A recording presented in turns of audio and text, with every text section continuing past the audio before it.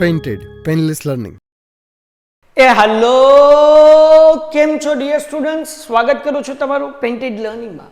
Dear students, આજે આપણે બીજા પ્રશ્નપત્રનો વિભાગ બી કરવાના છીએ.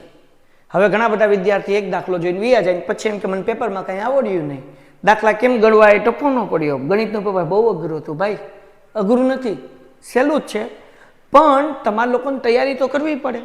અને જો તમારે ગણિતમાં સારા માર્ક્સ લાવવા હોય તો આ વિડીયો એન્ડ સુધી જોવો જોશે. અને બુક અને પેન લઈને બેઠો, સરસ મજાના દાખલા ગણતા જાઓ, હું તમને સમજાવું છું.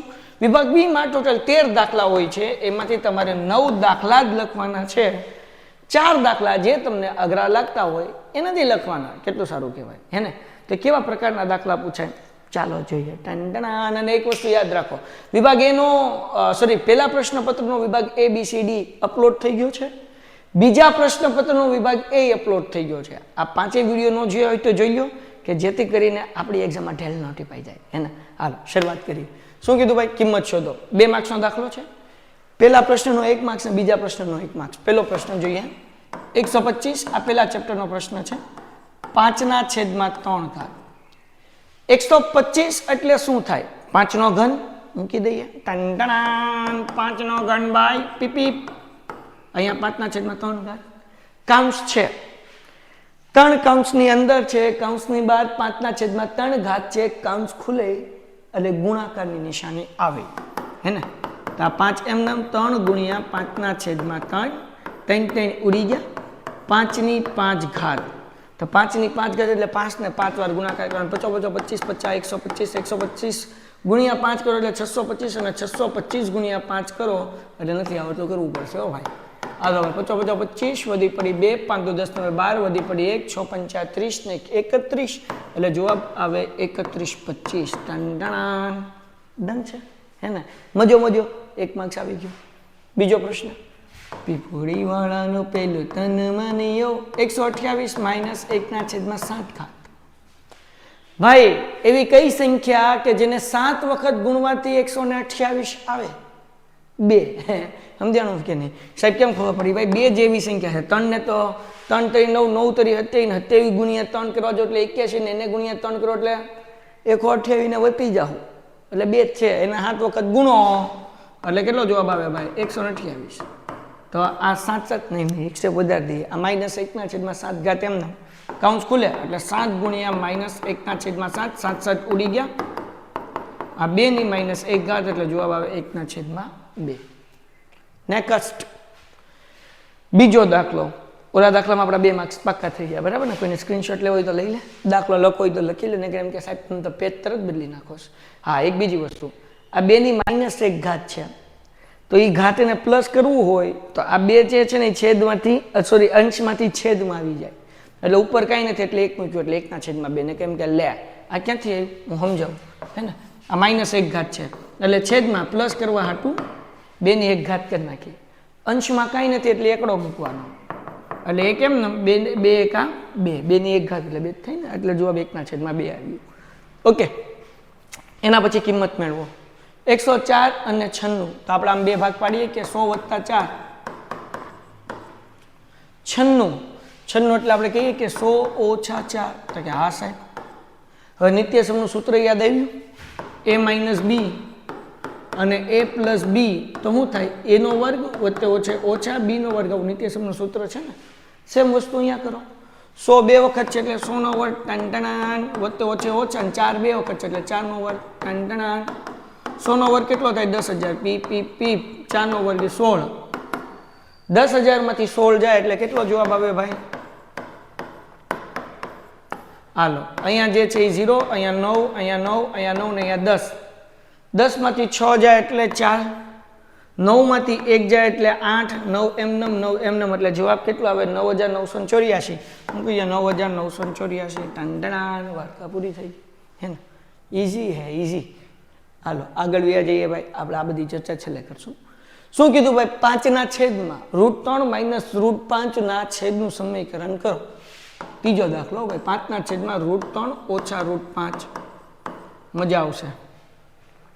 છેદનું સમીકરણ કરવા માટે મિત્રો આપણે શું કરવું પડશે? આપણે મોજ કરવાની. કઈ રીતે? આ માઇનસ વાળું કાઉન્સ છે તો પ્લસ વાળું મેળવાનું. ડંડણાન. ઓકે, તો આ √3 વત્તા √5 છેદમાં અને √3 વત્તા √5 અંશમાં. ઓકે, હવે શું કરશું દોસ્તો, જો અહીંયા 5 નો ગુણાકાર એ પછી કરશું. ચલો 5 એમને મૂકી દો, કાંચમાં √3 વત્તા √5 મૂકી દો. હાલો ડન. એના છેદમાં √3 અને √3 આ બેનો ગુણાકાર થાય એટલે 3 થઈ જાય. પછી વત્તે ઓછે ઓછા થાય. હા, √5 અને √5 એટલે 5 થઈ જાય. આ 5 કાકા એમને, આ કાઉન્સ એમને, કાંઈ ચાળા કરવાના નહીં. એના છેદમાં 3 માંથી 5 જાય એટલે -2. એટલે જવાબ શું આવે? 5 ના છેદમાં 2, પણ કેવા? માઇનસ અને કાઉન્સમાં √3 વત્તા √5. આવી રીતના આપણે દાખલો કરી શકીએ. હજી એક સ્ટેપ વધારવું હોય તો વધારીએ કાંઈ, કે ભાઈ આ 5 નો ગુણાકાર કાઉન્સ સાથે કરી નાખો, પણ આમ નામ લખી નાખો તોય કંઈ વાંધો ને. અને આ 2 અહીંયા વસાડ લખી નાખો એટલે પૂરું થઈ ગયું. ડન છે. તો આપણે આ દાખલો આવી રીતના કરી શકીએ. નેક્સ્ટ 28મો દાખલો. બિંદુ x અક્ષ સુધીના યોગ્ય દિશામાં અંતરને y અક્ષ કીધું હોય ને, એના યોગ્ય દિશાના અંતરને x અક્ષ કહેવાય. તેમજ બિંદુ x અક્ષ સુધીના યોગ્ય દિશામાં અંતરને y અક્ષ કહેવાય. જો y લખ્યું હોય તો x અક્ષ લખવાનું, x અક્ષ લખ્યું હોય તો y અક્ષ લખવાનું. સિમ્પલ છે ભાઈ. હાલો ડન છે.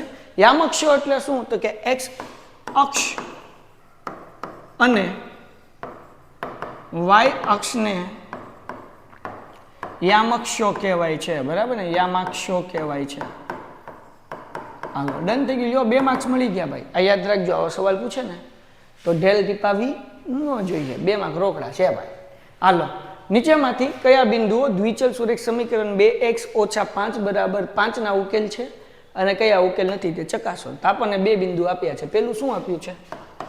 તો કે 3 અને 1, એટલે કે x બરાબર 3 લેવાનું અને y બરાબર 1 લેવાનું. હવે ઉકેલ છે કે નહીં કેમ ખબર પડે? તેના માટે આપણને સમીકરણ આપ્યું. શું આપ્યું છે? 2x - y બરાબર 5. આપણે x ની બદલે 3 અને y ની બદલે 1 મૂકીએ ને જો 5 જવાબ આવે તો ઉકેલ છે ને કે નથી? તો મૂકી દઈએ. 2 એમને x બરાબર 3 માઇનસ y બરાબર 1 બરાબર 5. 3 દુ 6 માઇનસ 1 બરાબર 5. તો 6 માંથી 1 જાય એટલે 5 થઈ ગયા. તો જો ડાબા બરાબર જબા થઈ ગયું કે નહીં? 2 બાજુ સરખી થઈ ગઈ કે નહીં? ડાબા અને જબા 2 બાજુ કેવી થઈ ગઈ? સરખી થઈ ગઈ. તેનો મતલબ શું થાય? મતલબ એવો થાય છે, એનો મતલબ એવો થાય કે ઉકેલ છે. હવે બીજો બિંદુ ચકાસીએ. ટંટાણ. બીજો બિંદુ શું છે બેટા? ધ્યાન રાખો. સેકન્ડ બિંદુ છે -2, -9. એટલે x બરાબર આપણે -2 લઈશું. પીપુડી વાળાનો પેલો તન મનિયો. y બરાબર લઈશું -9. હે ને? તો હવે આપણે શું કરશું ભાઈ? 2x - y બરાબર 5. 2 એમને. x બરાબર કેટલા? -2 માઇનસ y બરાબર કેટલા? -9 બરાબર 5. 2 દુ કેટલા? 4, પણ કેવા? માઇનસ. ઓછે ઓછે વત્તા 9 બરાબર 5.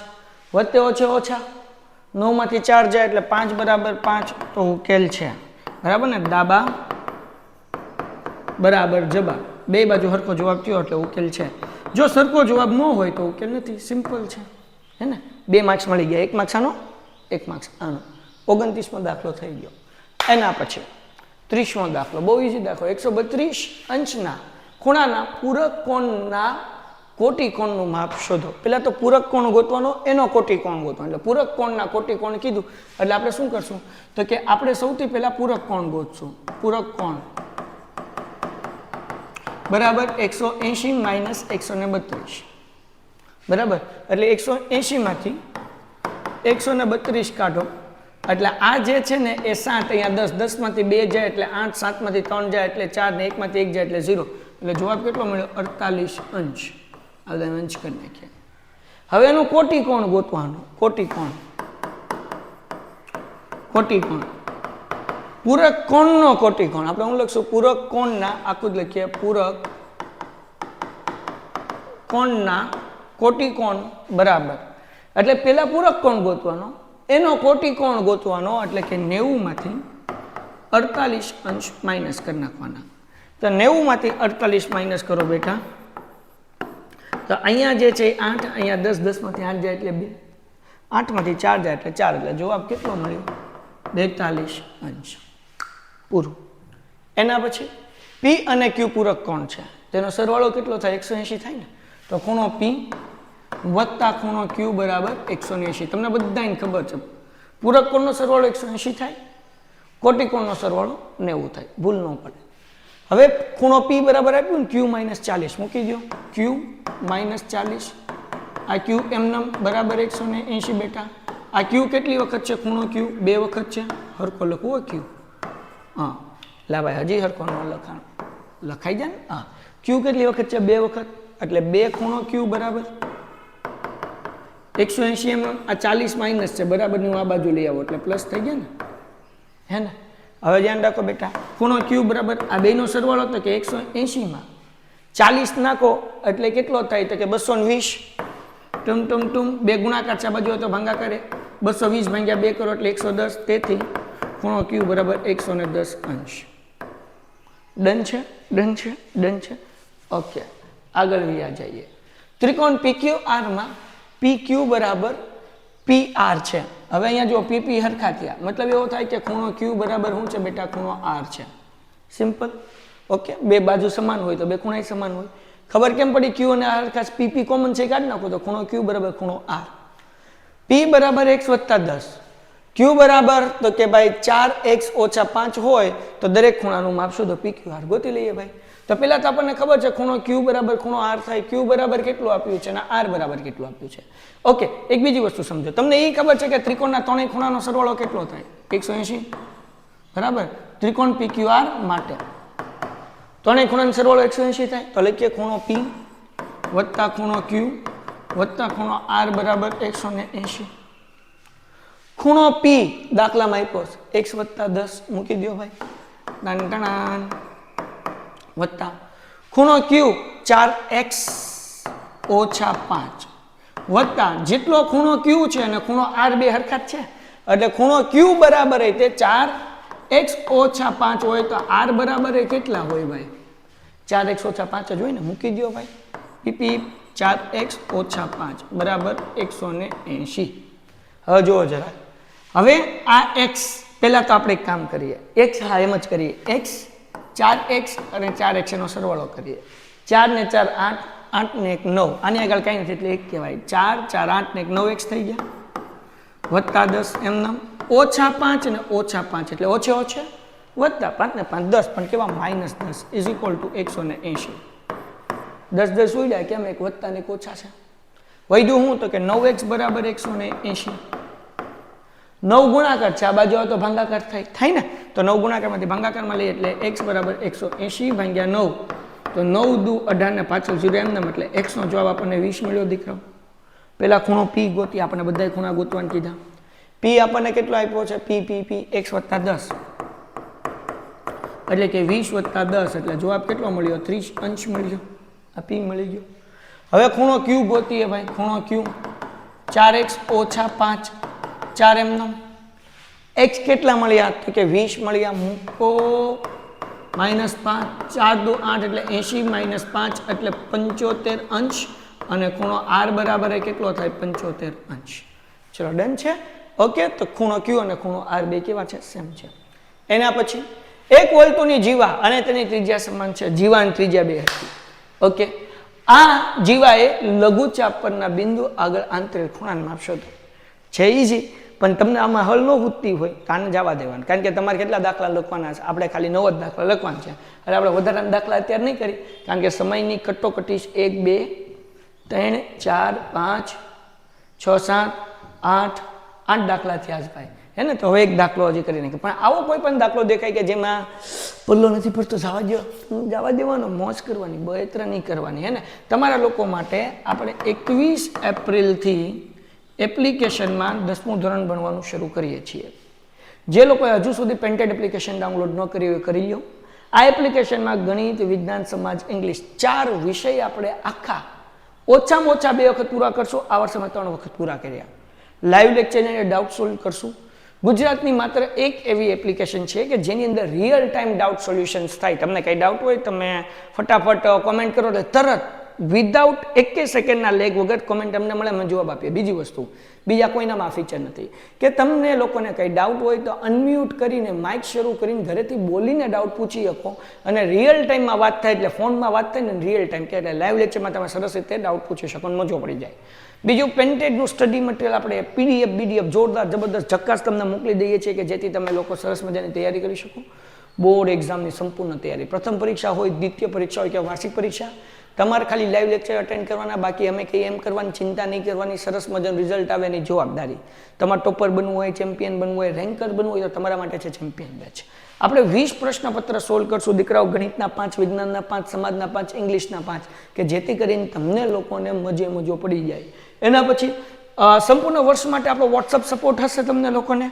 MCQ ટેસ્ટ, IMP, પ્રશ્નોની અપડેટ મળશે, 2D 3D એનિમેશન્સ વાળા વિડીયોઝ હશે અને સાથે સાથે બોર્ડ પરીક્ષાની બ્લુપ્રિન્ટ પ્રમાણે તૈયારી કરશું. તો રાહ કોની જોવો છો? ઝડપથી પેન્ટેડ એપ્લિકેશન ડાઉનલોડ કરો અને વધુ માહિતી માટે આ નંબર પર કોલ કરો એટલે આપણે મજો પડી જશે. ઓકે, આગળ વ્યા જઈએ. એક લંબવૃત્તીય નળાકારમાં બંધ બેસે તે રીતે R ત્રિજ્યાવાળો એક ગોળો મૂકેલ છે. તો આ ગોળાની વક્ર સપાટીનું ક્ષેત્રફળ, ગોળાની વક્ર સપાટીના ક્ષેત્રફળનું સૂત્ર શું છે? 4πr². અને નળાકારની વક્ર સપાટીનું ક્ષેત્રફળ શોધો તો નળાકારની વક્ર સપાટીનું ક્ષેત્રફળ શું છે ભાઈ? 2πrh. 2 એમનમ, પાઈ એમનમ ને r એમનમ. h એટલે શું ભાઈ? ધ્યાન રાખો, h એટલે ઊંચાઈ થાય. h એટલે નળાકારની ઊંચાઈ થાય.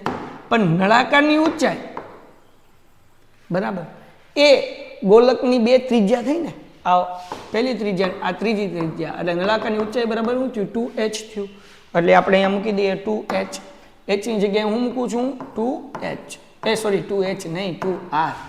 આ ઉપરનો r અને આ નીચેનો r, એટલે બે વખત r થયું એટલે ઊંચાઈ બરાબર 2r. હવે સાદું રૂપ આપું, ધ્યાન રાખો. 2 દુ 4, પાઈ કાકા એમનામ, r બે વખત એટલે r², એટલે એનું સૂત્ર શું થઈ ગયું? 4πr². હે ને? તો ગોળાની વક્ર સપાટીનું ક્ષેત્રફળ એ 4πr² અને નળાકારની વક્ર સપાટીનું ક્ષેત્રફળનું સૂત્ર છે 2πrh. 2πr એમનમ, h એટલે 2r, 2 દુ 4, પાઈ એમનમ, r ગુણ્યા r એટલે r નો વર્ગ. આ સ્ટેપ દેખાડવા પડે, બરાબર ને? તમારે આખું લખવાનું, નળાકારની વક્ર સપાટીનું ક્ષેત્રફળ બરાબર, પછી આ સ્ટેપ એમ. ડન? ઓકે. એના પછીનો દાખલો આપણે તો એક જ કરવાનો હતો. કા આ લખાઈ દઉં, સૂત્ર જ છે. આઈસ્ક્રીમના કોનમાં વપરાતા કુલ કાગળનું ક્ષેત્રફળ શોધવાનું ક્ષેત્રફળ. આઈસ્ક્રીમનો કોન તો શંકુ હોય ને, શંકુનું કુલ પૃષ્ઠફળનું સૂત્ર શું છે? પાઈ r કૌંસમાં r પ્લસ l. હવે r પ્લસ l લખો અથવા પાઈ r કૌંસમાં l પ્લસ r લખો, કંઈ પણ લખો હાલે, કંઈ વાંધો નથી. પછી હું કીધું ભાઈ, ફૂટબોલમાં સમાયેલ હવાનું ઘનફળ શોધવાનું સૂત્ર. ભાઈ 2 માર્ક સૂત્રના છે, બોલો. ફૂટબોલ ગોળ હોય એટલે ગોલકના ઘનફળનું સૂત્ર શું છે બેટા? 4/3 પાઈ r ઘન. બોલો શું ઘટે? કાંઈ ન ઘટે. ગોલકનું ઘનફળ, હે ને? ઓકે. આ કોણ છે? કોણ એટલે હું? શંકુનું કુલ પૃષ્ઠફળ. શંકુનું કુલ પૃષ્ઠફળ. બોલો કેવા ઈઝી દાખલા છે. કુલ પૃષ્ઠફળ, કાંઈ અઘરું આમાં જરાય નહીં. હવે એના પછી હવે ઠુલિયા જેવું છે. બાજુમાં આઈસ્ક્રીમના કોનનું ચિત્ર આપેલ છે. ત્રિજ્યા કેટલી છે ભાઈ? 4. ઊંચાઈ કેટલી છે? 15. હે ને? તો દુકાનદાર કોનનો 1/4 ભાગના ખાલી જગ્યા રાખેલ છે. કેટલો ભાગ ખાલી રાખે છે? 1/4. તો કોનમાં ખાલી ભાગનું ઘનફળ ગોતો. તો લખો શંકુનું ઘનફળ. શંકુનું ઘનફળ 1/3 પાઈ r²h. અને દુકાનદાર કેટલું ખાલી રાખે છે? 1/4 ખાલી રાખે છે એટલે પાછળ 1/4 જોડી દીધું.